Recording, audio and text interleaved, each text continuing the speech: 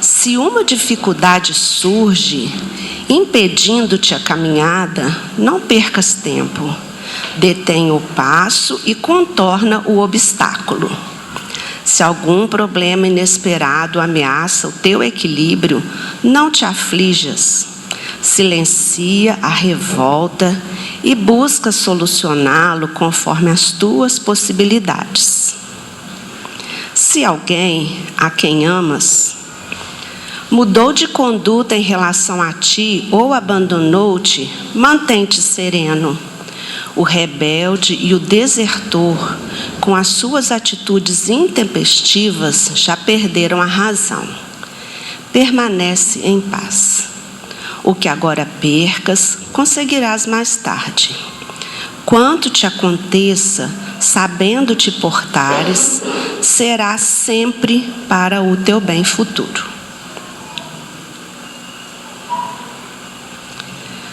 E vamos assim, aquietando os nossos corações, serenando as nossas mentes, para pensando em Jesus, sentindo a proximidade dos nossos amigos espirituais que aqui estão conosco nesta manhã.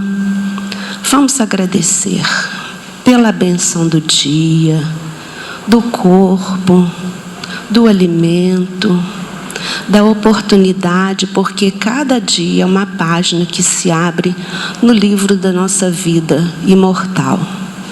E que possamos, nesta página, gravar bons pensamentos, boas atitudes, a esperança, a fé e a coragem para vencermos esta semana que se inicia, confiantes na presença desses nossos amigos. Que essa hora que vamos dividir neste ambiente, junto com tantos amigos desencarnados que também comparecem para aprender conosco, possamos usufruir da ambiência, da reflexão da noite, da manhã, da presença de todos, com gratidão em nossos corações. Que as bênçãos do alto, de paz, de luz, de harmonia, se derramem sobre todos nós aqui presentes. Que assim seja. Então, hoje nós recebemos o Pedro, do Grupo Fé e Caridade. Ele vai refletir sobre o capítulo do Pão Nosso, que é intitulado Até ao Fim. Por favor. Até que horas a palestra? Acho que é 45. Tá. Então, até 9h45. Tá. Bom dia, pessoal. Uma alegria estar aqui com vocês. É a primeira vez que eu venho à casa, mas já conheço alguns trabalhadores daqui, alguns amigos, então para mim é uma alegria estar aqui pela primeira vez. Agradeço a confiança, o carinho, o convite, pela responsabilidade de compartilhar algumas reflexões do Evangelho à luz da doutrina espírita. Então hoje o capítulo 36 do livro Pão Nosso. E essa é uma coleção que particularmente eu gosto muito, porque quando nós lemos as obras de Emmanuel e temos ali a notícia dele junto a Alcione, lá na obra Renúncia, quando ela o procurava ainda como Padre Damiano e foi aprendendo com ele a estudar o Evangelho, Então, ela ia, conversava com ele, pegava versículo a versículo, ia se aprofundando naquilo ali. E muitas vezes nós, nessa nossa correria, a gente lê um texto rápido, opa, já é isso, e ela vem nos mostrar que não é por ali, E ela comenta depois, lá nos Estados Unidos, que ela diz assim, olha, lá na Espanha, não raras vezes, a gente pegava o mesmo versículo para fazer o nosso evangelho no lar, e ele ainda tinha um cabedal para a gente estudar pelos próximos encontros. Então ela diz que o Evangelho ele tem que ser sim conhecido, mas também meditado, sentido e acima de tudo vivenciado.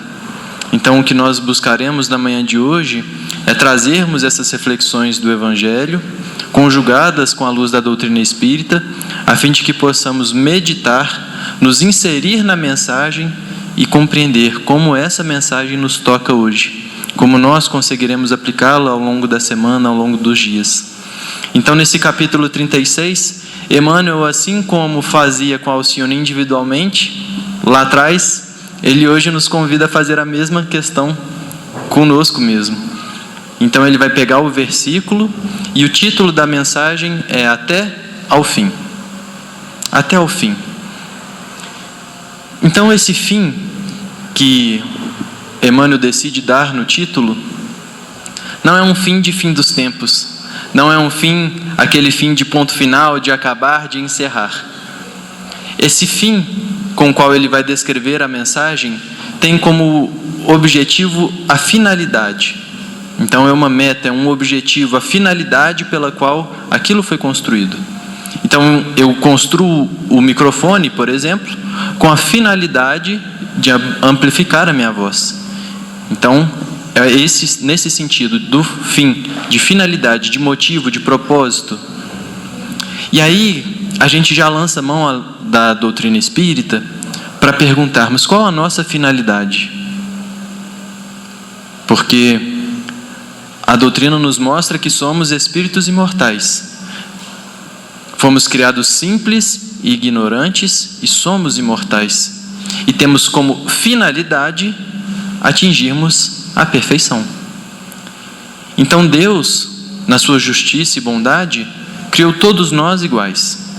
Nos deu as mesmas oportunidades. De acordo com o nosso livre-arbítrio, vamos escolhendo as nossas decisões. E isso vai encurtando ou alargando o caminho de atingirmos a nossa finalidade, que é sermos espíritos puros. Então, no Livro dos Espíritos, a partir da questão 100, Kardec ele começa a definir e a classificar a ordem dos espíritos. E lá ele nos apresenta 3 ordens. Nós temos as ordens dos espíritos imperfeitos, que ela é subdividida em algumas classes, e ele coloca como característica geral da terceira ordem a influência da matéria sobre o espírito, a influência da matéria sobre o bem. Então são características de espíritos ainda muito apegados ao materialismo, às imperfeições humanas. Na segunda ordem nós temos os espíritos superiores, no qual já sobrepuja o bem pela matéria. E também é dividido em algumas classes. Ali temos espíritos de sabedoria e por aí vai. Até que por fim nós temos ali a primeira ordem, classe única, a ordem dos espíritos puros. Não tem mais nenhuma necessidade de encarnar nesse orbe. Já venceu todas as suas imperfeições. Já são livres das tentações da matéria. Então, esses espíritos atingiram aquilo que é a finalidade. Atingirmos ao espírito puro. Agora, Divaldo brincava que quando a gente chega em espírito puro, aí é que começa a brincadeira. Porque é aí que a gente começa a desenvolver de fato todas as potências da alma, e isso não tem fim. Porque sabemos que temos o Cristo planetário, mas temos o Cristo do sistema solar, temos o Cristo da galáxia. Então isso não tem fim. O nosso avanço, a nossa capacidade de criação ainda é imensa. Mas tudo começou lá no início. E da mesma forma que nós, enquanto espíritos, vamos avançando, o orbe terrestre também passa pelo avanço. Porque Kardec, na terceira parte do Livro dos Espíritos, ele vai nos mostrar e responder a 3 indagações. A primeira indagação: o que é a lei moral? O que é a lei da natureza? E ali, o primeiro capítulo, ele vai responder isso. Depois, na segunda indagação, ele vai perguntar: quais são as leis morais? E os espíritos elencam, e ele vai organizando tudo isso, das 10 leis morais que nós temos. Então, as primeiras leis morais, as 2 primeiras, a lei de adoração e a lei do trabalho, competem o nosso dever para com Deus. Depois, ele apresenta outras 4 leis que vão relatar o nosso dever para conosco mesmo. E por fim, as últimas 3 leis que vão falar sobre nosso dever para com o próximo. E como última lei, lei de justiça, amor e caridade, ele resume todas essas leis e resume todos esses deveres nosso para com Deus, para com o próximo e para conosco mesmo. Dentro dessas 10 leis, nós temos a lei do progresso, onde nos mostra que todos nós, espíritos imortais, e toda a criação, as plantas, as aves, os animais, a matéria, está incumbida dessa lei, porque é lei. Deus, como Criador de todas as coisas, imutável como Ele é, as suas leis, por consequência, também são imutáveis. Então, todos nós, queiramos ou não, estamos sujeitos à lei do progresso. Podemos relutar, podemos nos estagnar, mas não podemos lutar contra a lei. O progresso fará parte das nossas vidas. Então, os mundos também vão passando pelos processos de evolução. Primeiro, nós temos os mundos primitivos. Passamos pelo período de transição para chegar nos provas e expiações. Depois outra transição para chegar na regeneração. E assim nós vamos caminhando até chegar nos mundos celestes. Mundos estes que têm como finalidade ser morada dos espíritos puros. Então, quando Emmanuel propõe esse termo até o fim, visa como finalidade nos lembrarmos da meta pela qual nós fomos criados. É essa perfeição. É chegar a espíritos puros e ter certeza desse mundo que será preparado para esses espíritos puros. Agora, isso depende de cada um de nós. Tem espíritos que foram criados junto a nós, que já atingiram essa perfeição. Tem outros que estão mais para trás, na retaguarda. Mas o progresso, ele é incessante. O que nos importa hoje é a mensagem para nós. Porque Jesus, quando narra os evangelistas, as suas narrativas eram sempre muito tocadas por parábolas para o entendimento das pessoas, baseadas sobretudo na rotina, no dia a dia que aquelas pessoas tinham. Então tocava muito a respeito da natureza, da agricultura, da pesca, porque era o cotidiano das pessoas. E ali ele se utilizava desses elementos para mostrar o reino dos céus, para mostrar a imortalidade da alma e para mostrar a necessidade do amor. Então os seus ensinamentos, eles são baseados basicamente nesses 2 pontos: a imortalidade da alma e o amor. Agora, nos chama a atenção, porque nesse capítulo 24, que Emmanuel destaca o versículo de hoje, é uma narrativa um pouco diferente das falas de Jesus dos outros capítulos. Porque ele se utiliza de imagens que visam chocar a população na época, a fim de que eles pudessem compreender a mensagem com a qual ele queria passar. Esse capítulo 24 é conhecido como o sermão profético de Jesus. E nesse sermão profético, o mestre se utiliza, e que muitas vezes nós precisamos ter cuidado para fazer essa distinção de fim como finalidade e não como fim dos tempos. Porque muitos, às vezes, desavisados, criam uma expectativa angustiante de que Jesus estava falando sobre cataclismas, sobre destruição da terra, algo nesse sentido. Kardec, no último capítulo do livro A Gênese, vai nos mostrar que não era isso que Jesus estava querendo dizer. Mas que sim, o próprio planeta passaria por transformações, por cataclismas, por questões geológicas, mas diz Kardec lá no último capítulo, no item 9, que essas mudanças geológicas, elas já chegaram no seu ponto. Isso não significa que não teremos ainda alguns tsunamis, alguns terremotos, porque faz parte da constituição do planeta. Mas Kardec se refere a esse final dos tempos dizendo: o que necessita agora é a transformação moral, é a base moral. Então o que Jesus se referia não era às questões materiais, mas sim a essa finalidade da nossa transformação moral para atingirmos essas perfeições. Então nesse capítulo 24, Jesus vai falar sobre 7 sinais do tempo. Então ele vai nos mostrar que existiam 7 sinais para mostrar esse fim dos tempos. O primeiro sinal que ele vai mostrar é a respeito dos falsos cristos. E falsos cristos nós não podemos compreender no sentido de pessoas que querem se passar como Jesus. Falsos cristos nós devemos compreender de forma que sejam as ideias antagônicas ao que o Mestre nos propõe. Por exemplo, o que o Mestre nos propunha? Como ideologia, como normas de conduta: amor, fé, esperança, perdão. Então essa compõe a sua norma de conduta, a sua forma de pensar. Essa era a sua ideia central. O que seria, portanto, os falsos cristos? Seriam mensagens, ideologias antagônicas a que o Mestre propõe. Então, enquanto Jesus propõe o perdão, o falso Cristo vai propor olho por olho, dente por dente. Enquanto um propõe o amor, o outro propõe a vingança. Nós vemos essa ideologia hoje ainda? Infelizmente, sim. Nós vemos que enquanto nos esforçamos para levar a mensagem da imortalidade da alma, a força do materialismo ainda é presente. Então este é um dos sinais do tempo? É um dos sinais do tempo.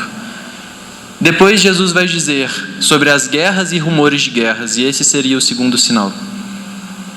Então nós temos as guerras físicas, mas são as guerras também de ideologias.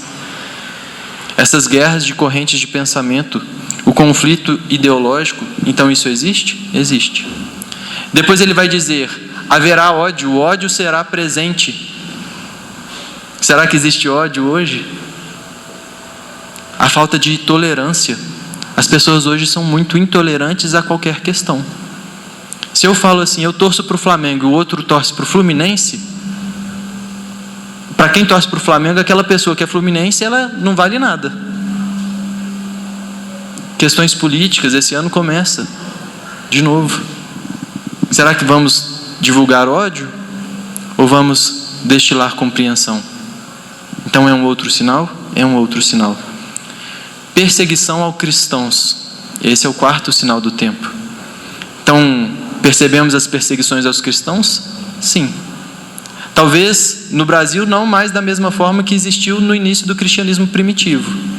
Mas se nós pararmos para pensar, qual é a posição, por exemplo, da doutrina espírita perante ao suicídio? Perante a valorização da vida? O nosso posicionamento não é sempre a favor da vida? Então nós somos contra o aborto, somos contra a eutanásia. Defenderemos sempre a vida, somos contra a pena de morte. E se nós apresentamos esse posicionamento da doutrina espírita, há perseguições de pessoas que não concordam com esse posicionamento? Sim. Então também é um dos outros sinais? Sim. Depois nós temos o quinto sinal, que são os falsos profetas. E aí nós não podemos confundir os falsos cristos com os falsos profetas. Já percebemos que os falsos cristos são as falsas ideologias, enquanto que os falsos profetas são aqueles que vão difundir, propagar, espalhar essas falsas ideologias. Então hoje em dia, por exemplo, nós vivenciamos na época dos influenciadores digitais. São pessoas que têm a capacidade, através de um instrumento, de propagar as mensagens, sejam elas boas ou más. Mas têm vozes, têm capacidade de mover multidões, de espalhar a mensagem. Agora, o filtro é que nós precisamos ter. Então isso também acontece? Acontece. Percebam que estamos chegando no fato do fim dos tempos. Fim no sentido de termos todos esses sinais que nos impulsionam à vigilância. Aí agora entra o sexto sinal do tempo. E é depois desse sexto sinal do tempo que entra o versículo de Jesus, que ele vai dizer assim: o amor de muitos se esfriará. Então nós percebemos, ao longo da nossa trajetória, que por vezes nós mesmos esfriamos o nosso amor, ou que as pessoas ao nosso redor começam a esfriar o amor. Em que sentido? Talvez através da indiferença. Porque o contrário do amor não é o ódio, mas é a indiferença. Quando a gente começa a ficar indiferente à pessoa, significa que a gente mais não se importa com ela. E se a gente parar para pensar, hoje caminhamos na rua e encontramos diversas pessoas em situações de moradores de rua. Quantas vezes nós simplesmente ignoramos? Quantas vezes essas pessoas não caminham em direção a nós e nós nem sequer somos capazes de olhar nos seus olhos e de dizer, não tenho nada não, mas a pessoa nem falou nada, a gente nem escutou, nem abaixou o vidro. Quando foi que nós nos acostumamos com isso? Então essa indiferença parte também de uma falta de esperança, de dizer assim, o Brasil não tem jeito não. Os políticos já eram. Aqueles trabalhadores lá do Fé e Caridade, difícil. E aí, depois desse alerta do amor de muitos se esfriará, vem a frase que o mestre diz, mas aquele que perseverar até o fim será salvo. Aí ele coloca essa frase. Por quê? Porque estamos vivenciando esse momento de provar o nosso amor, de não deixar o nosso amor cair na indiferença.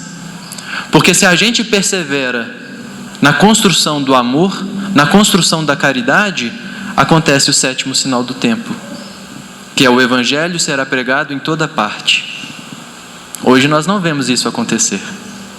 Então, por exemplo, está gravando a palestra. Hoje temos aqui um número de, 30, 40 pessoas assistindo a palestra.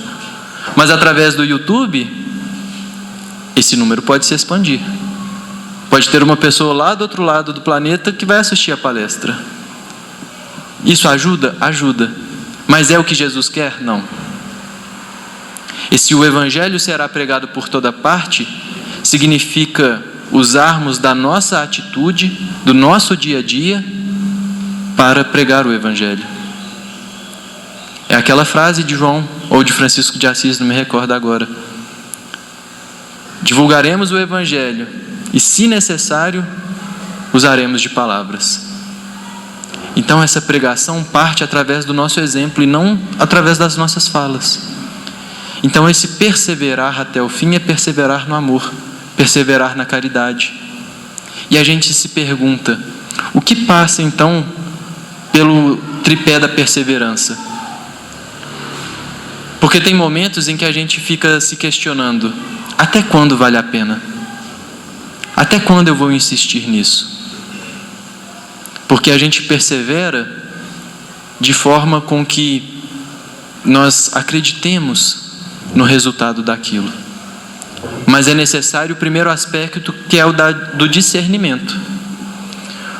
O discernimento, ele passa pelo campo do intelecto. Porque, por exemplo, eu estou agindo de uma forma, eu estou fazendo a divulgação doutrinária de uma forma, eu estou agindo com o trabalho do bem de tal forma. Eu começo a analisar os frutos daquilo.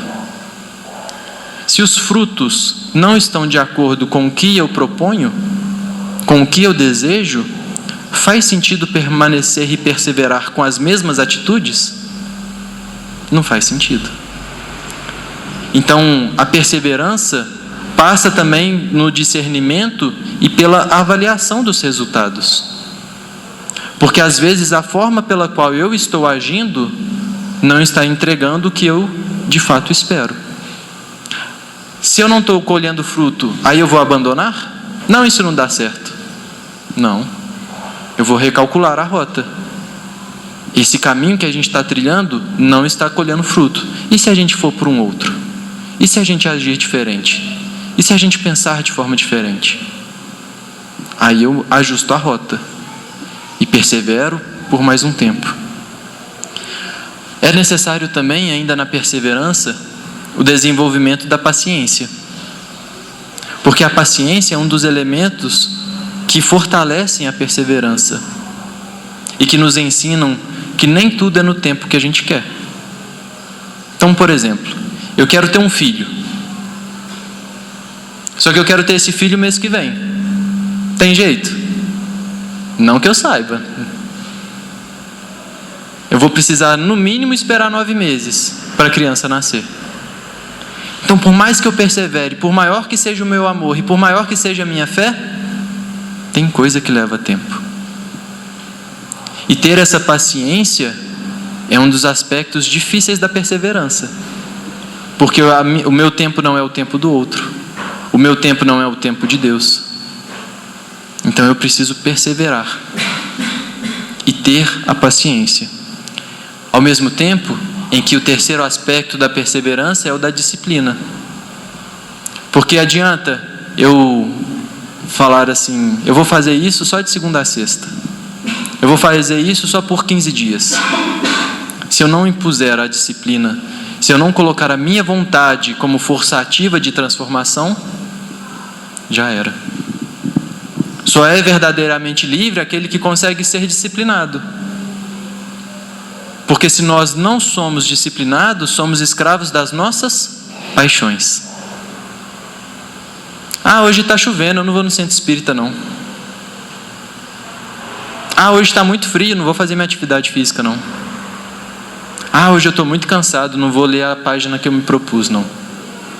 Então eu vou deixando com que as minhas paixões e as minhas imperfeições vão tomando conta do meu destino. E esse destino vai fugindo da minha finalidade. Agora, a perseverança é diferente da insistência. Então eu tenho que saber até quando eu estou insistindo numa coisa errada também. Então, a disciplina, o discernimento e a paciência é o tripé da perseverança. Emmanuel vai dizer que começar o caminho no bem é fácil. Continuar é sacrificante. E terminar é se crucificar. Começar é fácil, continuar é difícil e terminar é crucificar-se. Por quê?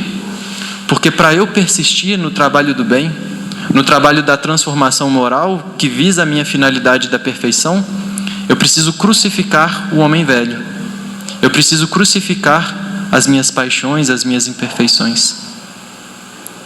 Quantos de nós aqui não vemos, ou se não o fomos, trabalhadores animados aqui dos ceareiros que diz assim, não, deixa comigo. Primeiro que já está difícil até de arrumar trabalhador que vai começar uma tarefa, né?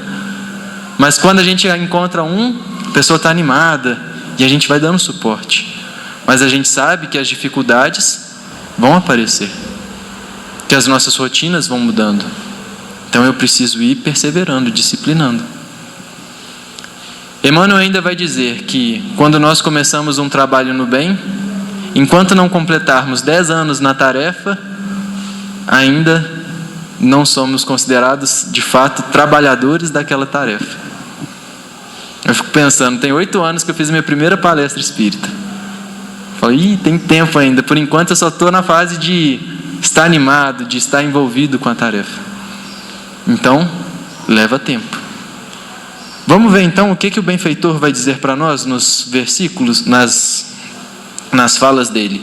Ele diz assim: aqui não vemos Jesus referir-se a um fim que simbolize término, e sim a finalidade ao alvo, ao objetivo.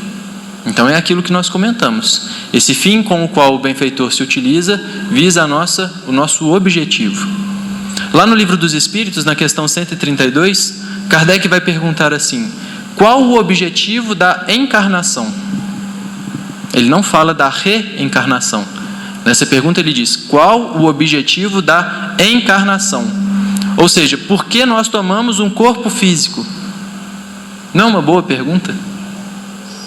Porque se a nossa vida verdadeira é vida no mundo espiritual, se fomos criados simples e ignorantes e temos como finalidade a perfeição, se utilizamos da obra do André Luiz, por exemplo, da vida no mundo espiritual, e acompanhamos a sua narrativa, percebemos que ele chega no mundo espiritual na condição de suicida indireto, mas que com a trajetória dele, ainda no primeiro livro, mas no desenrolar dos outros 12, nós percebemos que ele deu um salto evolutivo grande.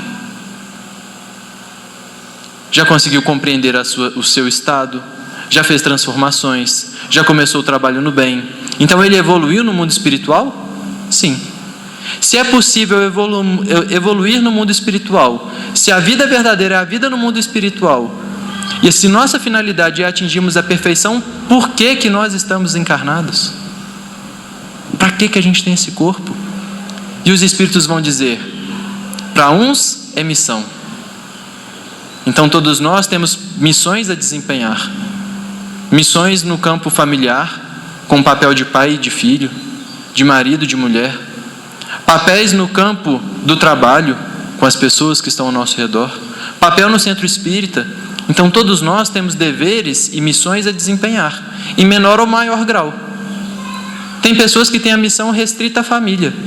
Tem pessoas que vão ter missões que dizem a respeito ao planeta como um todo, no desenvolvimento de uma ciência, de uma tecnologia, de uma informação. Mas todos nós carregamos missões. Diz eles ainda, para outros é expiação.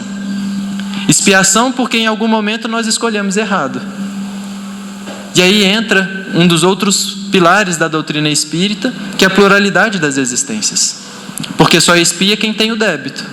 Se eu não tenho débito, eu não tenho a necessidade da expiação. Se nós passamos, então, por expiações, significa que em algum momento nós infringimos a lei divina. Então é a justiça de Deus atuando, mas certamente com muita misericórdia. Então eles vão dizendo que a encarnação nos ajuda a chegar mais rápido ao progresso e nos deixa também tocar naquilo que nos compete na obra da criação. É o finalzinho da resposta. Então Deus nos dá a oportunidade de participar da sua obra de criação. É bem verdade que muitas vezes o que nos compete é apenas colocar a cereja em cima do bolo. Mas já vamos colocar a cereja em cima do bolo. Porque aquele que é confiável no pouco será confiável no muito. É assumindo as responsabilidades pequenas que nós assumiremos as maiores. Então, essa é a nossa finalidade. É por isso que estamos encarnados. O Evangelho será pregado aos povos para que as criaturas compreendam e alcancem os fins superiores da vida. Então, faz sentido com os 7 sinais do tempo que nós trouxemos anteriormente? Faz sentido. Porque esse é o último sinal do tempo. E aqui Emmanuel frisa: o Evangelho será pregado aos povos para que as criaturas compreendam e alcancem os fins superiores da vida. Hoje, a grande maioria da população vive mergulhada numa ilusão. A ilusão da matéria. A ilusão de crer que a vida vai do berço ao túmulo. Que acabou a vida do corpo físico, acabou a nossa existência. E por consequência dessa lógica, dessa ideia, todas as nossas escolhas são pautadas aos prazeres imediatos. Então eu vou me entregar aos luxos da matéria, aos prazeres do mundo, aos gozos terrenos. Então significa que nós temos que abdicar de tudo isso? Claro que não. Nós podemos usar e nos servir da matéria sem sermos escravos dela. Eu começo a compreender, lá na questão 932, se não me engano, 939, Kardec vai conversar a respeito da felicidade. Ele vai perguntar: é possível sermos felizes aqui na Terra? Porque Jesus nos mostra, e a própria doutrina nos mostra, que a felicidade não é deste mundo. Mas ele pergunta: existe alguma felicidade que seja comum a todos nós aqui na Terra? E os Espíritos dizem que sim. E ela passa por 3 etapas. A posse do necessário, ou seja, podemos ter, mas temos que ter cuidado com o excesso. Então temos que usar da nossa ponderação e do nosso bom senso para discernir o que é necessário do que é supérfluo. Então, se eu quero ser feliz aqui na Terra, eu preciso ter o necessário. O segundo pilar que ele nos coloca é a consciência tranquila. Na 621 eles perguntam: onde está escrita as leis divinas? Na nossa consciência. Então, a resposta dos Espíritos fala que eu tenho que ser espírita? Que eu tenho que ser católico? Que eu tenho que ser budista? Não. Ele fala que eu tenho que ter a minha consciência tranquila. Porque a partir do momento em que eu tenho a minha consciência tranquila, eu estou agindo de acordo com aquilo que eu tenho de entendimento das leis divinas. Portanto, eu estou tranquilo. Eu posso repousar a minha cabeça à noite e dizer: eu fiz tudo o que eu poderia fazer. Eu agi de acordo com o que eu julgava certo. Mas ter a consciência tranquila e a posse do necessário não é o suficiente para termos a felicidade. O último pilar que ele nos coloca é a fé no futuro. Se eu não tiver essa fé no futuro, não basta eu ter a consciência tranquila, não basta eu ter o necessário, porque senão eu vou acreditar que a minha vida passa apenas do berço ao túmulo. Portanto, é preciso ter fé em Deus, é preciso ter fé na providência divina, é preciso ter fé nas pessoas, porque senão nós vamos tirando foto das pessoas e acreditando que elas são sempre aquilo. Quantos de nós não tivemos às vezes desentendimentos com pessoas 5, 10 anos atrás e cultivamos às vezes essa mesma imagem da pessoa até hoje, como uma pessoa ranzinza, como uma pessoa intolerante, que tivemos qualquer tipo de discussão e eu falo assim: nossa, aquela pessoa, não fica perto dela não. Mas se eu sou capaz de me transformar em 5, 10 anos, por que a pessoa também não é capaz disso? Por que passado 10 anos a gente acha que a pessoa é a mesma? Será que ela não pode ter mudado as suas opiniões? Será que ela não pode ter refletido as suas normas de conduta? Então a gente precisa ter fé nas pessoas. E é nesse sentido que o Evangelho vai sendo pregado, a partir do momento em que nós vamos nos tornando cartas vivas do Evangelho. A partir do momento em que nós vamos aprendendo a ser mais tolerante, a dar oportunidade para as pessoas, a acreditar nelas, mesmo quando elas não estejam acreditando nelas mesmas. Então assim, o Evangelho vai sendo pregado e ele vai abrindo e tirando as pessoas das ilusões, sobretudo do materialismo. Vai trazendo essa perspectiva de imortalidade da alma, de que o que vale realmente são os valores morais que todos nós devemos conquistar. Então, esse é o objetivo do Evangelho. Eis porque apenas conseguem quebrar o casulo da condição de animalidade aqueles encarnados que sabem perseverar. Então, nós só conseguiremos tirar esse casulo da animalidade quando nós perseverarmos. Porque esse casulo não é construído apenas em uma encarnação.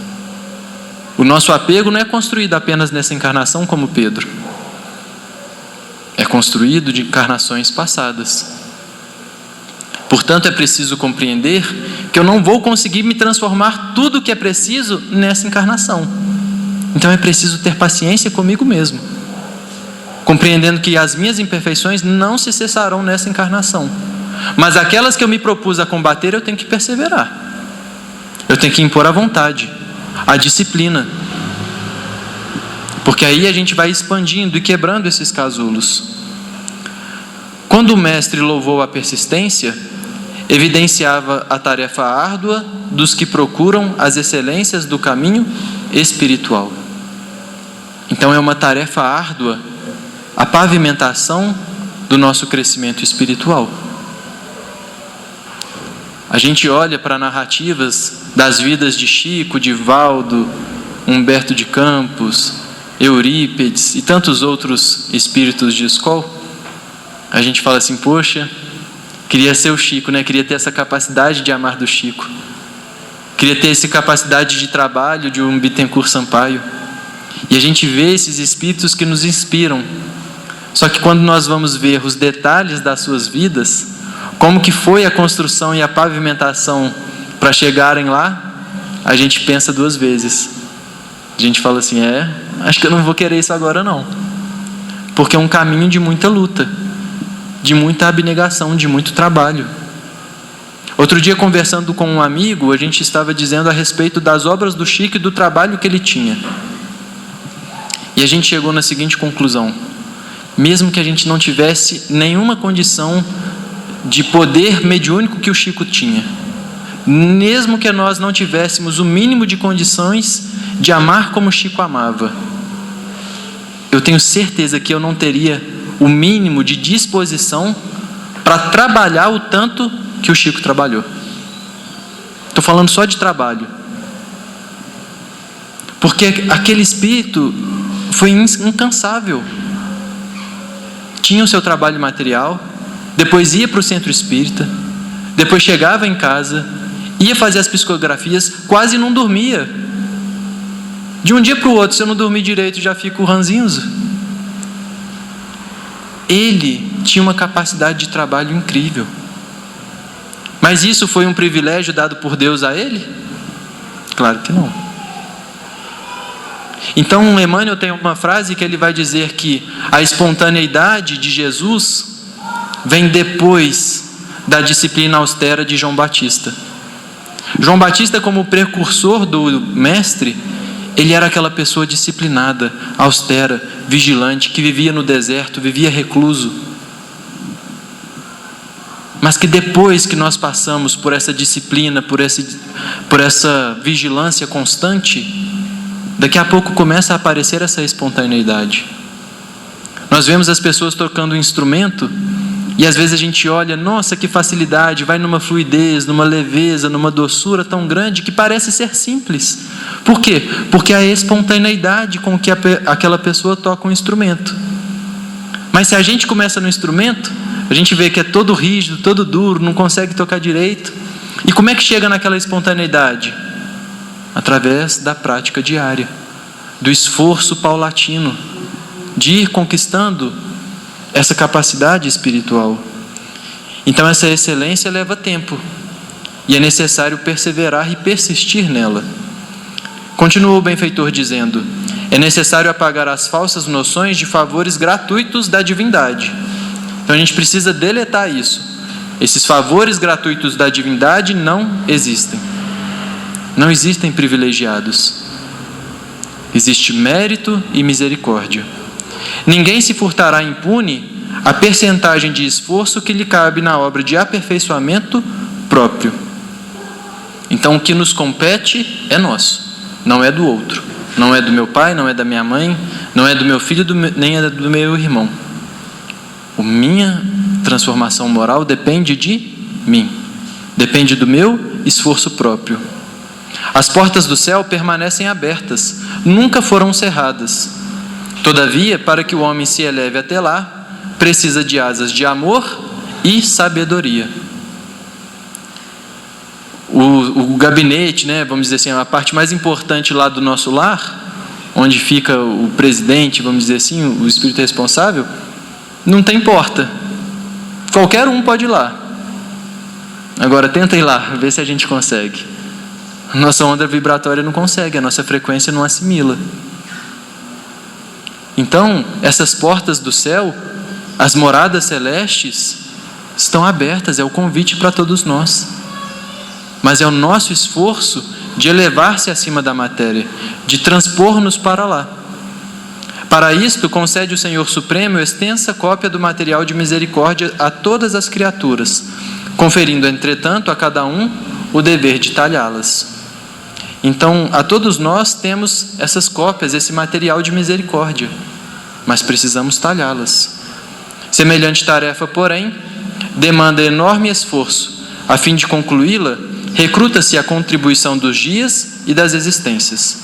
Muita gente se desanima e prefere estacionar séculos a fio nos labirintos da inferioridade. Todavia, os bons trabalhadores sabem perseverar, até atingirem as finalidades divinas do caminho terrestre, continuando em trajetória sublime para a perfeição.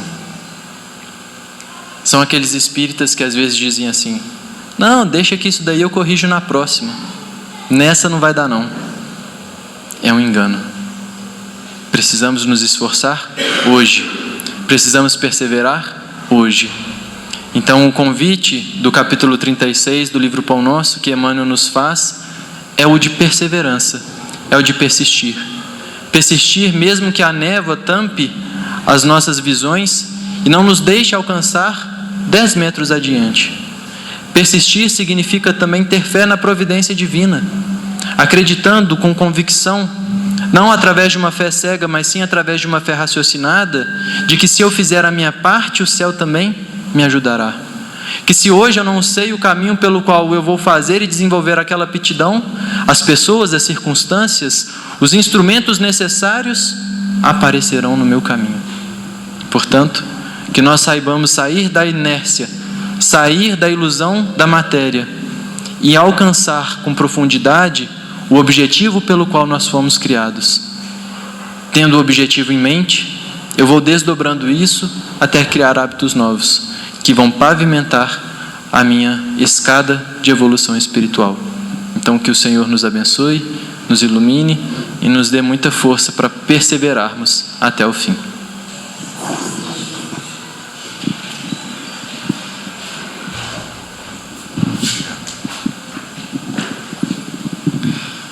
Bom dia, pessoal. Aqueles a quem não tive a oportunidade de cumprimentar, né? E nós vamos, então, ser bem breves, né? Para conseguirmos levar o máximo as reflexões que tivemos hoje, né? Que desanimar não faz parte do nosso vocabulário. E para que a gente possa não desanimar, estar forte, né? Eu vou lembrar do meu médico que eu tive lá essa semana e falou assim, ó, não tem saída. Pilates todos os dias. Ficar fortinho, né? E é exatamente isso. Eu não sei se vocês observaram, mas semana passada eu demorei mais tempo para sair lá de trás e chegar aqui na frente. Hoje eu vi mais rápido. Fruto de quê? Esforço, né, Pedro? E é isso. Mas estamos aqui confiantes, né? Só um lembretezinho. Nós vamos receber ao final ali um panfletinho com todas as nossas atividades. A gente vê que foi falado aqui, né? Livro dos Espíritos, Emmanuel várias vezes, né? Então, é importante a gente conhecer. E a Casa Espírita tem essa função, né? Trazer para nós a oportunidade de conhecer. Então, estejam à vontade, tá? Temos segunda-feira, 20 horas, estudo do Evangelho segundo o Espiritismo. Terça-feira, às 19 horas, o Livro dos Espíritos, né? Dona Lourdes e o pessoal aí. Na sexta-feira, estudo do Evangelho minucioso, né?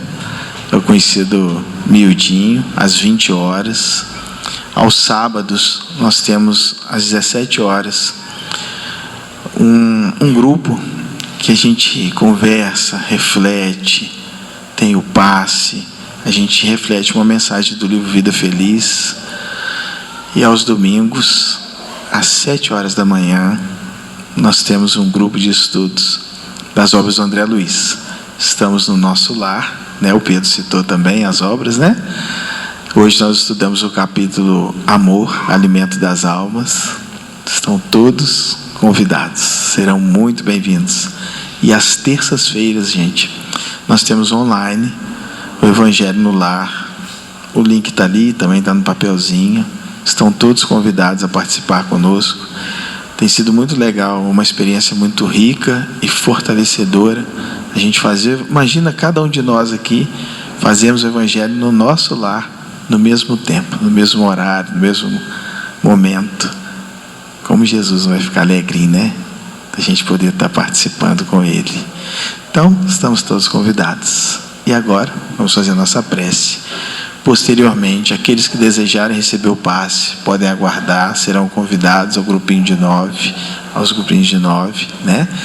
Aqueles que não desejarem, quiserem só ficar no salão, ouvindo a musiquinha, respirando fundo, encontrando calma, paz, podem ficar à vontade. E aqueles que desejarem já retornar aos seus destinos, leve o nosso abraço e a paz de Jesus no coração. Vamos então conversar com o nosso Mestre Jesus, a Ele agradecer pela manhã tão linda que nos acolhe, essa temperatura amena, o céu nubladinho, tão lindo, a alegria dos pássaros, todas as manifestações de amor de Jesus por cada um de nós. E é por isso, Senhor, que nós estamos aqui unindo os nossos propósitos e intenções para te agradecer pelo pelo teu cuidado, pela tua presença na vida de cada um de nós. Rogando aos bons espíritos que nos toque o coração e que nele possa florescer a esperança, a coragem, a fé, a perseverança, a confiança, Senhor, de que estás conosco, caminhando junto de nós. Por isso, Cristo de Deus, o nosso muito obrigado pela oportunidade de evoluirmos ao teu lado. Muito obrigado. Assim seja. Bom domingo a todos, gente.